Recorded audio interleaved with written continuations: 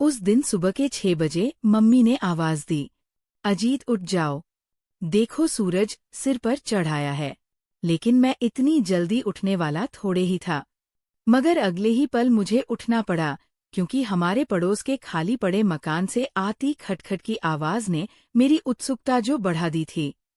मैंने ऊपर छत पर खड़े खड़े नीचे पड़ोस के घर में झांक कर देखा, जहां ट्रक में से सामान उतारा जा रहा था। शायद कोई किराएदार रहने को आया होगा। ऐसे ही नींद की ऐसी तैसी करके रख दी। बरबराते हुए मैं पलटने ही वाला था कि अचानक मेरी नजर एक लड़की पर पड़ी, जो ट्रक में से सूटकेस निकालकर अंदर ले जा रही थी। उस लड़की को देखते ही मेरा दिल चूहे की तरह उछलने लगा। गोरा चिट्ठा रंग, नीले रंग का सलवार कुर्ता, लंबे लंबे कमर तक झूलते रेशमी बाल, मस्त जाल, उम्र यही कोई 17-18 के आसपास होगी। मेरा दिल जोर जोर से फुदकने लगा। लड़की हमेशा से ही मेरी कमजोरी रही है। जहां लड़की देखता मेरी सिट्टी पिट्टी गुम हो जाती। मैंने जल्दी जल्दी कमीज पहनी और छत से उतरकर नीचे आया तो मम्मी पापा को ये देख हैरानी हुई। क्या बात है, आज तो एक ही आवाज के साथ उठकर आ गया। मैंने उनकी बात पर ध्यान दिए बिना फटाफट चाय पिया और घर से बाहर निकल गया। घूमकर उनके दरवाजे के सामने पहुंचा तो ट्रक से अभी सामान उतारा जा रहा था। लाख कोशिश के बावजूद वह लड़की मुझे दिखाई ना दी। मैं कुछ देर तक वहां यूं ही खड़ा रहा। फिर कुछ सोचकर सीधा अखिल के घर जा पहुंचा, जो मेरा सबसे अच्छा दोस्त था। हम दोनों जब भी मिलते तो लड़कियों पर खूब खुलकर चर्चा करते। मैं अखिल के घर पहुंचा तो अखिल कमरे में बैठा अखबार पढ़ रहा था। मुझे देखते ही वह चिल्लाया, अरे अजीत, आज सवेरे सवेरे क्या कोई ताजा खबर है? भाई, आपके अखबार में छपी खबरों से ज्यादा ताजा खबर लेकर आया हूं। सुनोगे तो उछल पड़ोगे। मैंने उससे हाथ मिलाते हुए कहा, बताओ ना यार, क्या पहेलियां बुझा रहे हो? पूरी उत्सुकता से उसने पूछा। मैंने चोर की तरह चारों तरफ नजर दोहराई और सटकर उसके पास बैठते हुए कहा, हमारे पड़ोस वाले घर में एक बड़ा जबरदस्त पटाखा आया है, देखोगे तो होश खो बैठोगे। अच्छा, देखने में कैसी है? अखिल ने बेड पर उछलते हुए कहा। मैंने उसके रंग रूप, चाल ढाल, कद काठी की पता नहीं कितनी ही देर प्रशंसा की। ये बात और थी कि मैं तब तक उस लड़की की हल्की सी झलक ही देखी थी। वह मेरे सपनों के शीश महल में पूरी तरह फिट थी। जी चाह रहा था कि एकांत में ले जाकर उसको चूम लूं। अखिल ने मेरा हाथ अपने हाथ में लेकर धीरज खोते हुए कहा, यार जल्दी पटाओ, कहीं हमसे पहले कोई और ना हाथ मार जाए। अरे ऐसा कैसे हो सकता है मेरे होते? मैं आज ही उस पर अपना जादू चला देता हूँ। कहते हुए मैं उठ खड़ा हुआ। अरे अजीत, बैठो, घर आए हो, चाय पानी तो पीकर जाना, अखिल ने टोकते हुए कहा। मैंने चुटकी लेते हुए कहा, अब कभी इकट्ठे बैठकर पार्टी का मजा लेंगे। अच्छा अखिल, बाय, शाम को मिलूंगा। अच्छा भाई, बायब। अखिल के घर से चलने के बाद बाजार के बीचों बीच से होता हुआ मैं सीधे अपने घर के पास ही आकर रुका। लेकिन अपने घर में घुसने से पहले उसके घर में झांकना नहीं भूला। तब तक ट्रक सामान उतार कर जा चुका था। मुझे सामने कोई भी नजर न आया। शायद वो सामान ठीक ठाक करने में लगे होंगे। सोचकर जैसे ही मैं अपने घर में घुसा तो देखा एक बूढ़ी सी औरत माँ के पास बैठी बातें कर रही थी। मुझे देखते ही माँ बोल पड़ी, यही है मेरा बेटा अजीत। आओ अजीत, ये हमारे नए पड़ोसी है। माँ ने उस बूढ़ी औरत की तरफ इशारा करते हुए मुझे बताया। मैं चलकर पास गया और सभ्यता दर्शाते हुए उस औरत के पाँव छुए तो उसने सिर पर हाथ फेरते हुए कहा, जीते रहो बेटा। मैं अपने कमरे की तरफ बढ़ गया तो वे फिर एक दूसरे से अपना अपना पारिवारिक परिचय देने में लग गई। मेरे कान बार बार उनकी बातों में दिलचस्पी ले रहे थे। वो बूढ़ी औरत मम्मी से कह रही थी कि मेरा पोता भी आपके बेटे की ही उम्र का था, लेकिन होने को कौन टाल सकता है। एक दिन मोटरसाइकिल से बाजार जा रहा था कि रास्ते में एक जीप से एक्सीडेंट हो गया और वही दम तोड़ दिया। बेटे की मौत के बाद उसकी माँ के दिमाग में ऐसा शर्मा बैठा कि वह भी कुछ दिन बाद घुट घुट कर चल बसी। मुझ अभागिन को छोड़ दिया। ये दुख देखने के लिए क्या बताओ बहन, अब ना जिया जाता है ना मरा। वो थोड़ी देर रुकी और भीग आई आंखों को पल्लू से साफ कर फिर कहने लगी, अब तो एक पोती ही है, उसी को देखकर जी रही हूँ। मैंने उनकी पोती का जिक्र सुना तो रहा नहीं गया और उनके पास खाली पड़ी कुर्सी पर आकर बैठ गया। मेरी तरफ देखते ही वह फिर बोल पड़ी, बेटा कभी कभी हमारे भी घर आया करो, तुम भी तो मेरे बेटे की तरह ही हो, अब तो आप लोगों का ही सहारा है। वह बूढ़ी औरत आगे और कुछ बोली थी। इससे पहले ही मैं बोल उठा, क्यों नहीं, मैं आज ही आपके घर आऊंगा और खड़ा हो। जल्दी से अपने कमरे में जा नया सूट निकाला जो कुछ ही दिन पहले सिलवाया था। सूट पहनने के बाद खुद को हैंडसम दिखाने के लिए गले में टाई पहने, कपड़ों पर सेंट छिड़का और काफी देर तक शीशे के सामने खड़ा खड़ा खुद को निहारने के बाद कमरे से बाहर निकला। तब तक वह बुढ़िया जा चुकी थी। जब माँ ने मुझे सजे सबरे देखा तो पूछा, अब कहाँ जाने का इरादा है? बस यही परोस तक माँ हिचकिचाहट में इतना ही कह पाया, अच्छा अच्छा हो, आओ। बेचारी बूढ़ी औरत कितने आदर से कह रही थी, अंधा क्या चाहिए दो आंखें। मैं दौड़ सा पड़ा, उनके घर में दाखिल हुआ तो देखा वह लड़की बैठी सब्जी काट रही थी। उसे मेरे आने की कोई खबर ना हुई, लेकिन उस बुढ़िया ने मुझे अंदर आते देख लिया था। आओ बेटा, आगे आ जाओ, शर्माते क्यों हो? उस बुढ़िया ने पुकारा तो उस लड़की ने हैरत भरे अंदाज से मेरी तरफ देखा कि अचानक कौन आ गया। जैसे ही एक दूसरे से हमारी आंखें मिली, मैं उसकी गहरी नीली आंखों में डूबता सा गया। जी चाहा आगे बढ़कर इन आंखों को चूम लूं। उसने शर्माते हुए आंखें झुका ली। बुढ़िया ने आंगन में पड़ी चारपाई पर बैठने का इशारा किया तो मैं चारपाई पर गिर सा पड़ा। वह चारपाई से थोड़ी ही दूर बैठी थी। ये हमारे पड़ोसी रामदयाल जी के बेटे हैं। बेटी मेरा परिचय कराते हुए उस बुढ़िया ने कहा। हल्की सी मुस्कुराहट उसके चेहरे पर उभरी। मैंने जल्दी से कहा, हेलो। उसने शर्माते हुए जवाब दिया, नमस्ते। शायद हिंदी भाषा को पूरा सम्मान दे रही थी। मुझे अपने अंग्रेजी बोलने पर ग्लानि सी हुई।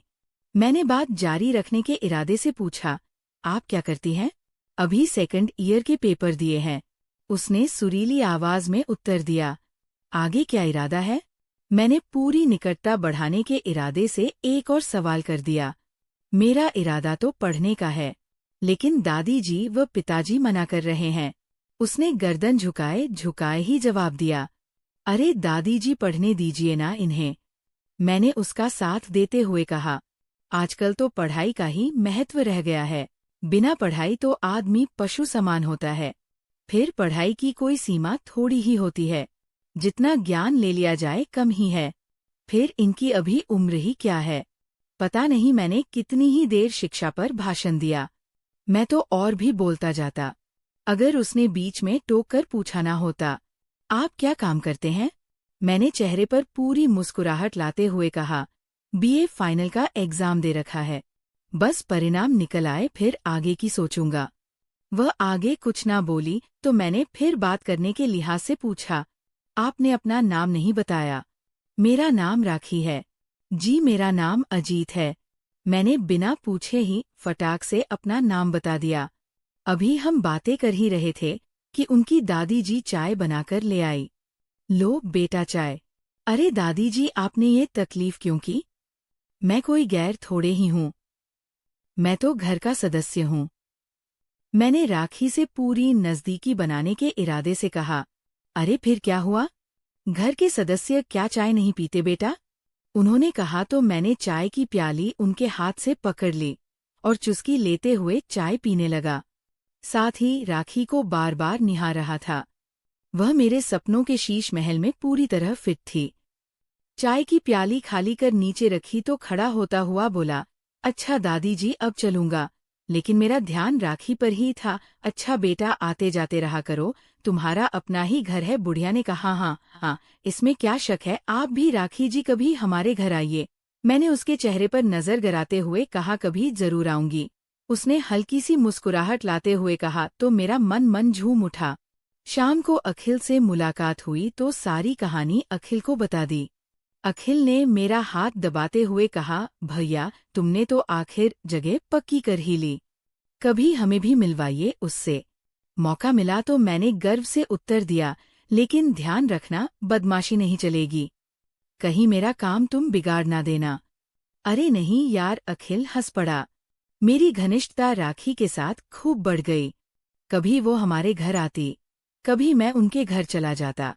कभी कभी तो खाना भी हम साथ ही खाते। यानी हम दोनों का परिवार एक दूसरे से खूब घुल मिल गया। कभी कभी बातों बातों में मैं उसको छू देता तो वो बिल्कुल भी बुरा ना मानती। मेरा हौसला बढ़ जाता।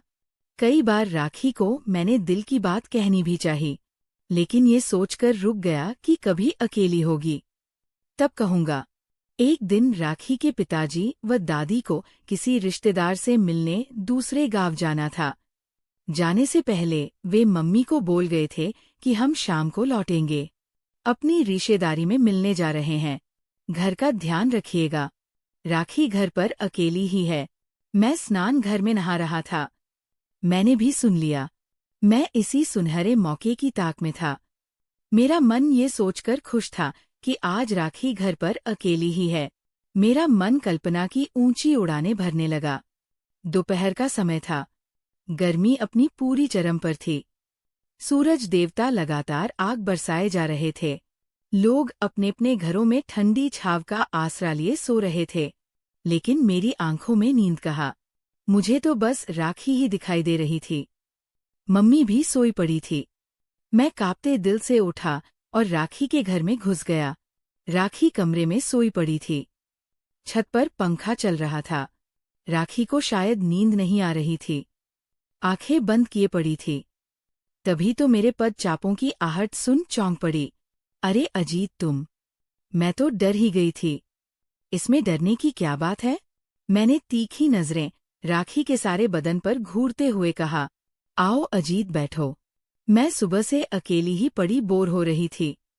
अच्छा हुआ तुम आ गए, राखी ने कहा तो मेरा हौसला बढ़ गया। मैं उसी बेड पर बैठ गया जिस पर राखी लेटी हुई थी। राखी ने नीले रंग का गाउन पहन रखा था।